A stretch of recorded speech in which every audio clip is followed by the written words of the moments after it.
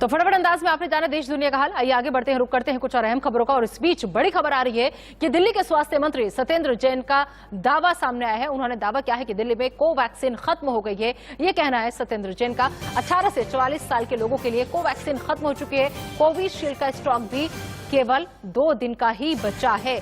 तो ये अहम खबर निकल करके सामने आ रही है कि अब दिल्ली में जो है वो वैक्सीन पर किल्लत के बादल मंडरा रहे हैं, क्योंकि दिल्ली के स्वास्थ्य मंत्री सत्येंद्र जैन ने ये बड़ा दावा किया है। सत्येंद्र जैन ने कहा है कि दिल्ली में कोवैक्सीन खत्म हो गई है। 18 से 44 साल के लोगों के लिए कोवैक्सीन खत्म हो चुकी है। और साथ ही साथ उन्होंने आगे ये जानकारी साझा करते हुए दावा किया कि कोविशील्ड का स्टॉक भी सिर्फ और सिर्फ 2 दिन का बचा है दिल्ली के अंदर। तो दिल्ली में आज भी 18+ वालों को वैक्सीनेशन नहीं है। दिल्ली में कोरोना की दूसरी लहर थमी है, लेकिन 24 घंटे में 4524 केस सामने। और इस बीच कोवैक्सीन और कोविशील्ड का स्टॉक भी खत्म होने की कगार पर पहुंच चुका है।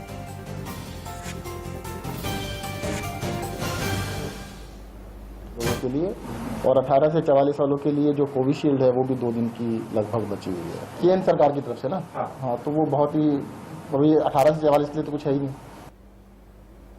दिल्ली में वैक्सीनेशन अभियान पर ज्यादा जानकारी दे रहे हैं इंडिया न्यूज संवाददाता सब्यसाची। देश की राजधानी दिल्ली समेत एनसीआर के अलग अलग क्षेत्र में कल शाम से बारिश लगातार हो रही है और इसी के साथ जो हवा का गति है वो करीबन 30 से 50 किलोमीटर प्रति घंटा बना रहेगा, ये मौसम विभाग का कहना है। और इस समय मैं दक्षिणी दिल्ली में खड़ा हूं और आपको ये नजारा दिखाता हूं कि आज सुबह से ही हल्की हल्की बारिश हो रही है, बट लगातार हो रही है कल रात से। और मौसम विभाग का ये कहना है कि आने वाले वक्त में दिल्ली के कई हिस्सों में तेजी बारिश हो सकती है। और ये जो बारिश हो रही है ये साइक्लोन का आफ्टर इफेक्ट है। जिस साइक्लोन ने गुजरात, महाराष्ट्र, केरला, कर्नाटका को इफेक्ट किया है, वो साइक्लोन धीरे धीरे नॉर्थ इंडिया की तरफ बढ़ रहा है। और इसी के कारण हालांकि साइक्लोन वो थम चुका है, बट उसका जो आफ्टर इफेक्ट है वो कहीं ना कहीं नॉर्दर्न इंडिया में अभी दिखाई दे रहा है। पहले बारिश शुरू हुई राजस्थान से, अभी धीरे धीरे टुवर्ड्स नॉर्दर्न इंडिया मूव कर रहा है, जहां पे दिल्ली, एनसीआर, हरियाणा और हिमाचल की तरफ भी ये हल्की बारिश देखी जा सकती है, जो कि मौसम विभाग का कहना है। कैमरा पर देश की राजधानी दिल्ली में 18 से 45 साल एज के लोगों को आने वाले समय में दिक्कत आने वाली है, क्योंकि जो वैक्सीनेशन सेंटर्स है वो बंद होने वाले हैं, क्योंकि देश की राजधानी दिल्ली में वैक्सीनेशन की शॉर्टेज दिखाई दे जा रही है। जहां पे जो राज्य सरकार आम आदमी पार्टी ने कहा था कि फिलहाल दिल्ली में वैक्सीनेशन की शॉर्टेज है और 18 से 45 साल के जो एज ग्रुप है उस एज ग्रुप में सिर्फ 3 दिन का वैक्सीनेशन ही बचा हुआ है। सो आने वाले 3 दिनों के बाद अगर वैक्सीनेशन नहीं आता है तो और भी सारे वैक्सीनेशन सेंटर बंद हो सकते हैं। और अगर 45 साल के ऊपर की बात करें तो आने वाले वक्त में इस एज कैटेगरी में दिक्कत आने वाली है, क्योंकि वैक्सीनेशन ठीक तरीके से देश की राजधानी दिल्ली में नहीं आ रही है। और एक तरीके का जंग लगा हुआ है राज्य सरकार और केंद्र सरकार में, जहां पे राज्य सरकार लगातार ये मांग करी है कि ज्यादा से ज्यादा वैक्सीनेशन प्रोवाइड किए जाए जल्द से जल्द, क्योंकि अब दिल्ली में जो देखा गया था कोरोना वायरस का जो सेकेंड वेव था सबसे खतरनाक था। हालांकि जो केसेस है वो कम होते नजर आ रहे हैं, पॉजिटिविटी रेट 10% के नीचे आ चुका है, बट वैक्सीनेशन ड्राइव जिस हिसाब से चल रहा था कहीं ना कहीं उस पे हॉल्ट आ चुका है। आपको ये तस्वीरें दिखाते, इस समय मैं दक्षिण दिल्ली के एक वैक्सीनेशन सेंटर में खड़ा हूं, जहां पे आप देख सकते हैं कि लोग आ रहे हैं वैक्सीनेशन प्रोसेस के लिए। और दिल्ली सरकार ने ये वैक्सीनेशन ड्राइव भी शुरू किया है, जहां पे जो आम जनता है वो अपने आधार कार्ड के साथ आके भी वैक्सीनेशन करा सकती है। ये स्पेसिफिकली शुरू किया गया है जिनके पास स्मार्टफोन या इंटरनेट की एक्सेस नहीं है, जिनको रजिस्ट्रेशन करने में दिक्कत आ रही है, तो उनके लिए कोई भी राज्य सरकार की जो गवर्नमेंट स्कूल्स है वहां पे जाके वो अपने आप को वैक्सीनेट करा सकते हैं। कैमरा पर्सन पवन चौधरी के साथ सब्यसाची रॉय चौधरी, इंडिया न्यूज दिल्ली।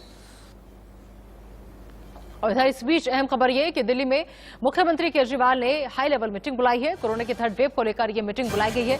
थोड़ी ही देर में दिल्ली सचिवालय में यह मीटिंग होनी है। डिप्टी सीएम, स्वास्थ्य मंत्री, चीफ सेक्रेटरी भी इस मीटिंग में मौजूद रहेंगे। तो दिल्ली में जिस तरीके से मामले कम हो रहे हैं लेकिन मृत्यु दर कमी नहीं आ रही, तो थोड़ी देर में अब दिल्ली के सचिवालय में अहम मीटिंग जो है वो होने जा रही है। डिप्टी सीएम, स्वास्थ्य मंत्री, चीफ सेक्रेटरी भी इस दौरान मौजूद रहेंगे। तो दिल्ली के सीएम केजरीवाल ने ये हाई लेवल मीटिंग बुलाई है। कोरोना की थर्ड वेव को लेकर दरअसल ये मीटिंग बुलाई गई है। अब देखना होगा कि इस मीटिंग के बाद दिल्ली सरकार क्या कोई अहम फैसला लेती है या फिर अपनी तैयारियों के बारे में आकर बताती है कि हम थर्ड वेव के लिए दिल्ली कितनी तैयार। तो बस थोड़ी देर में दिल्ली सचिवालय में मीटिंग होनी है। कोरोना की थर्ड वेव को लेकर सब हाई लेवल मीटिंग बुलाई है दिल्ली के मुख्यमंत्री अरविंद केजरीवाल ने।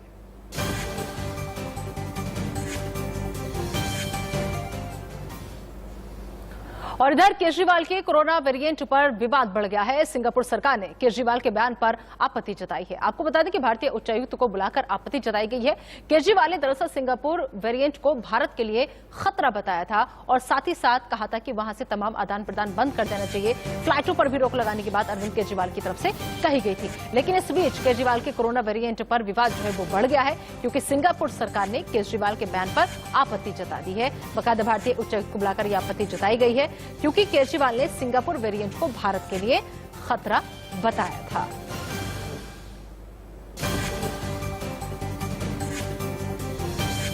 तो यह अहम खबर सिंगापुर के आपत्ति जताने पर यह आया है। उधर जयशंकर ने कहा कि भारत का मजबूत साझेदार है सिंगापुर। साथ ही साथ जयशंकर ने कहा कि ऑक्सीजन आपूर्ति में सिंगापुर का अहम योगदान है, लिहाजा सोच समझकर बोलना चाहिए। तो सिंगापुर सरकार ने आपत्ति जताई है अरविंद केजरीवाल सरकार के उस बयान पर, जिसमें अरविंद केजरीवाल ने सिंगापुर वेरिएंट को भारत के लिए खतरा बताया था।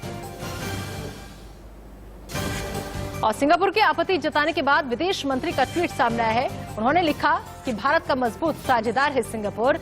ये लिखना है जयशंकर का। जयशंकर आगे लिखते हैं ट्विटर के जरिए कि ऑक्सीजन आपूर्ति में सिंगापुर का अहम योगदान है। कोरोना के खिलाफ भारत सिंगापुर साथ है। गैर जिम्मेदाराना बयान से नुकसान हो सकता है, ये सीधा इशारा अरविंद केजरीवाल की तरफ जयशंकर का। साथ ही साथ उन्होंने कहा कि दिल्ली के सीएम को भारत की ओर से नहीं बोलना चाहिए था। तो केजरीवाल के कोरोना वेरिएंट पर बवाल जो है वो अब बढ़ता नजर आ रहा है। पहले केजरीवाल बयान देते हैं कि सिंगापुर वेरिएंट को भारत के लिए वो खतरा बताते हैं और इस पर सिंगापुर सरकार केजरीवाल के बयान पर आपत्ति जताती है। और अब उसके बाद जब सिंगापुर सरकार ने आपत्ति जताई तो सिंगापुर के आपत्ति जताने के बाद विदेश मंत्री ने बाकायदा ट्वीट किया और ट्वीट करके उन्होंने लिखा कि भारत का मजबूत साझेदार है सिंगापुर, ऑक्सीजन आपूर्ति में सिंगापुर का अहम योगदान है। साथ ही जयशंकर आगे लिखते हैं कि कोरोना के खिलाफ भारत सिंगापुर साथ है। और इसके अलावा जयशंकर ने सीधा निशाना साधते हुए अरविंद केजरीवाल पर लिखा कि गैर जिम्मेदाराना बयान से नुकसान हो सकता है, दिल्ली सीएम को भारत की ओर से नहीं बोलना चाहिए था।